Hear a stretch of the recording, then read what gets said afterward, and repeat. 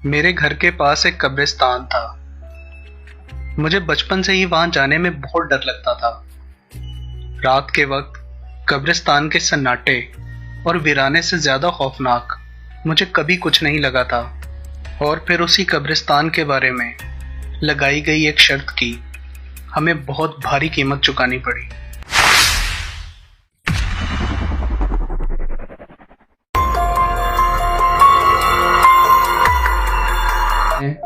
साहिल और अरमान, हम तीनों बहुत क्लोज फ्रेंड्स थे और ज्यादा टाइम एक साथ ही बिताया करते थे। उस रात हम ग्रुप स्टडी करने के लिए साहिल के घर गए थे। पढ़ाई में हमारा दिल बिल्कुल भी नहीं लग रहा था,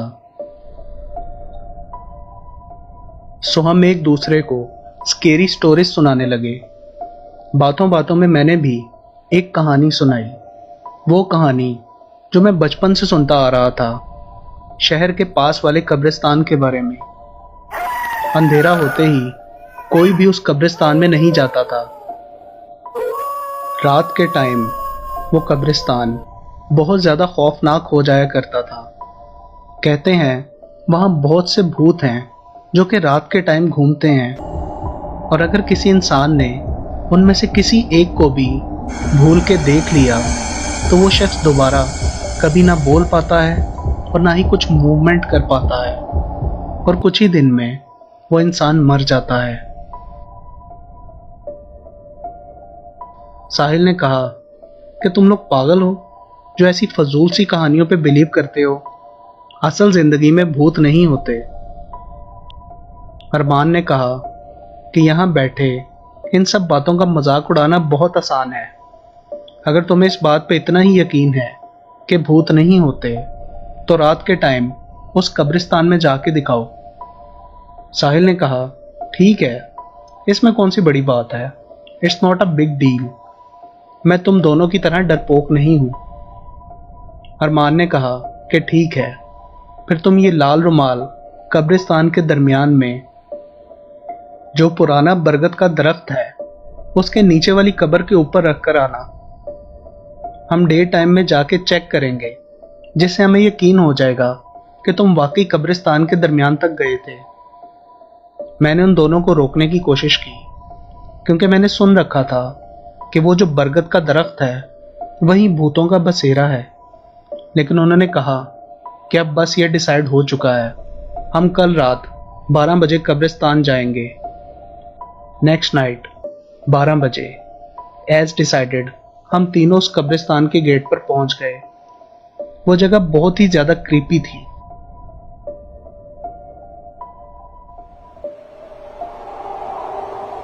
मैं और अरमान गेट पर ही खड़े रहे और साहिल वो लाल रुमाल लेकर अंदर चला गया।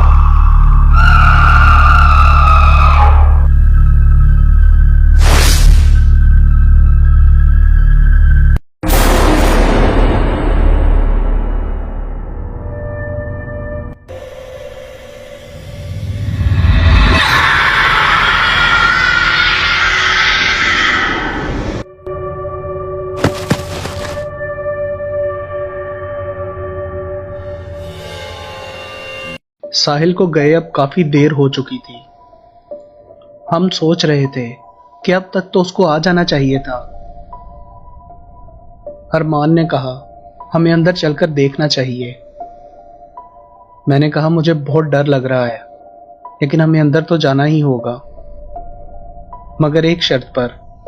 अगर कोई भी आवाज हमें सुनाई दी तो हम अपनी आंखें बंद कर लेंगे और चलते रहेंगे। हम दोनों डरते डरते कब्रिस्तान के अंदर गए। वो बहुत ही ज्यादा खौफनाक था।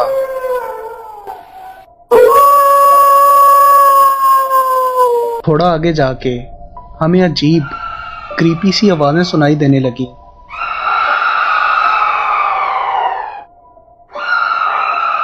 हम दोनों ने अपनी आंखें बंद कर ली और आगे की तरफ चलते रहे। आगे चलते हुए हमारा दिल जोरों से धड़क रहा था। हम दोनों बहुत ज्यादा डरे हुए थे।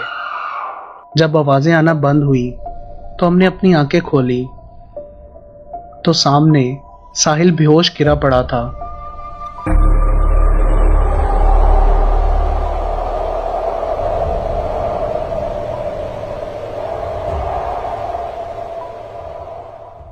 वो हॉस्पिटल में इस हालत में रहा कि चाहते हुए भी अपनी बॉडी के किसी हिस्से को भी हिला नहीं पाता था।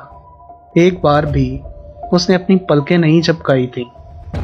बस कभी कभी उसकी आंखों से खुद ब खुद आंसू बहने लगते थे। डॉक्टर्स भी उसकी बीमारी को कुछ समझ नहीं पा रहे थे। और 2 दिन बाद उसने अपनी आंखें हमेशा हमेशा के लिए बंद कर दी और इस दुनिया को छोड़ के चला गया।